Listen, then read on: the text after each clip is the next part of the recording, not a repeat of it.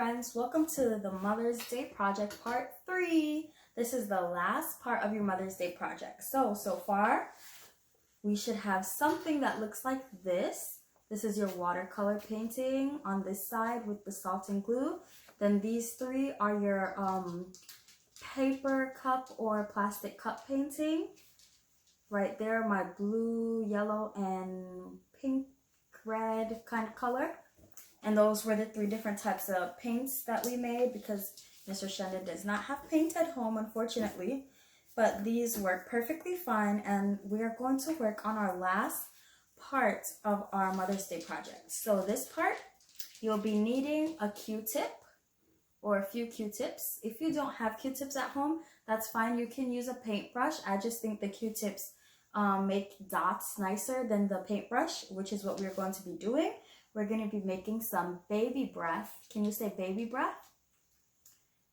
Right. Baby's breath is a type of flower. It's a tiny, tiny white flower that usually fills out a bouquet. It makes it look bigger and nicer.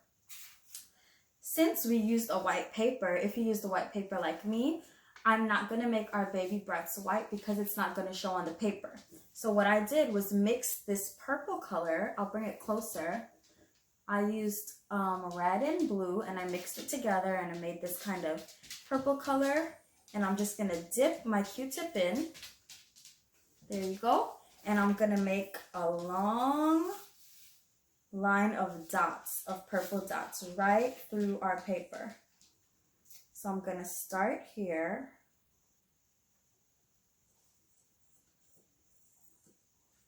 And you might have to dip your Q-tip in again.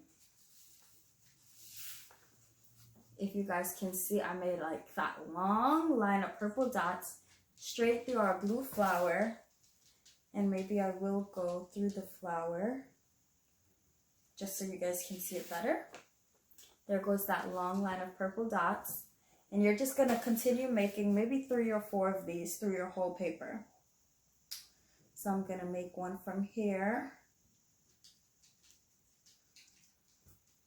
And I'm going to make another one right through here.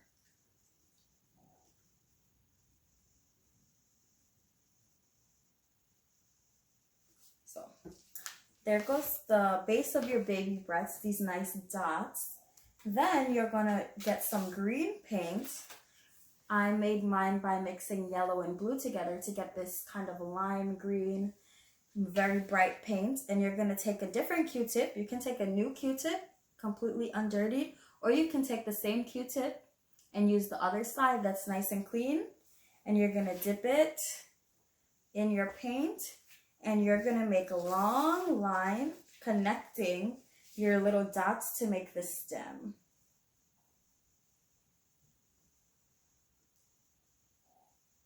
So you might have to dip again just to continue, just to make sure the green is there. Because this painting with Q-tips, the paint does go fast. So you want to make sure you get a nice line. And then you're going to want to try to connect it on the outside. Once I'm done, I'll show my friends what I mean by that.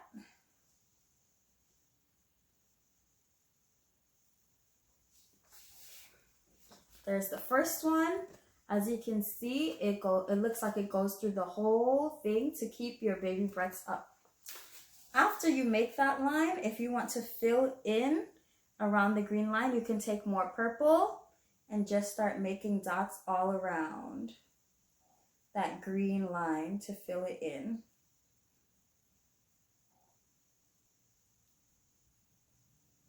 And I'll show my friends what I mean.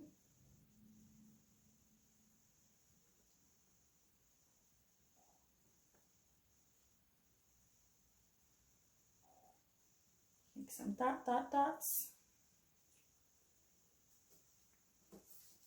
So your baby breath should look something like that when you're all done. Nice dots all around the stem. So I'm going to go off camera and finish my baby breaths, and then I'll be back to finish the project with you. All right, my friends, after you're finished with your baby's breath, your paper should look something like this with the long green stems and the purple dots around it. After that, you're going to make your stem and leaf for your other flowers. So you're going to take a clean Q-tip, or you can use the same one if it's not too messy and still drawing properly, or you can use obviously a paintbrush. You're going to dip it in, and then you're going to start from, I would start from my glue, salt, and watercolor flower, and I'm going to make a nice long stem.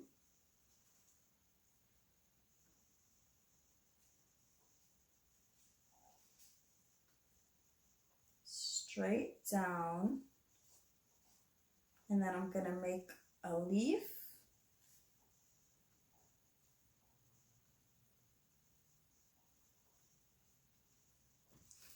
Just like that. All right, then you're gonna go to your other plants, your red, your yellow, and blue in my paper, or if your paper looks a little different, totally fine. But you're gonna go to your other flowers, and you're gonna make a nice stem and little leaves. Each flower should probably just have one leaf because that's probably the most that can fit. But if your flower has more than one leaf, that's totally up to you and how you want your beautiful Mother's Day flower bouquet to look. I'm gonna make my stem here, and I'm gonna draw my little leaf.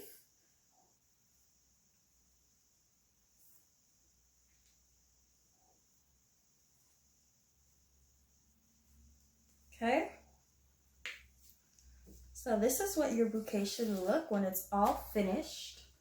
Look like when it's all done. You see your beautiful different types of flowers, your beautiful stems and leaves. It should almost look like a flower garden.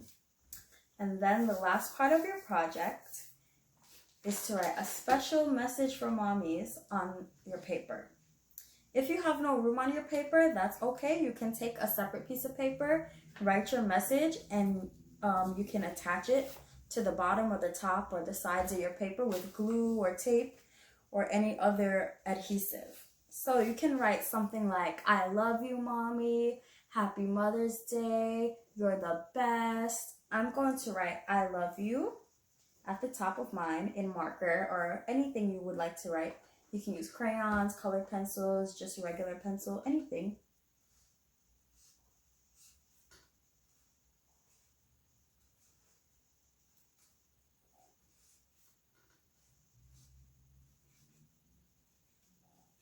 So I wrote I love you at the top. I'm going to write an exclamation point. And I'm going to write some hearts to finish out the row. And I use purple because purple is my mommy's favorite color. It's also my favorite color, but you can obviously use any color that you would like. And this is the final product of your Mother's Day project. It should look something like this. If your paper feels kind of heavy, you might want to glue this paper onto a second piece of paper just to make the paper thicker, so it will be able to hold all the different art that we did on it as it dries. And you should set this aside to let your baby breath and your stems and leaves dry, and then you can give it to mommy on Mother's Day, and it would be a nice special gift just from you. Okay?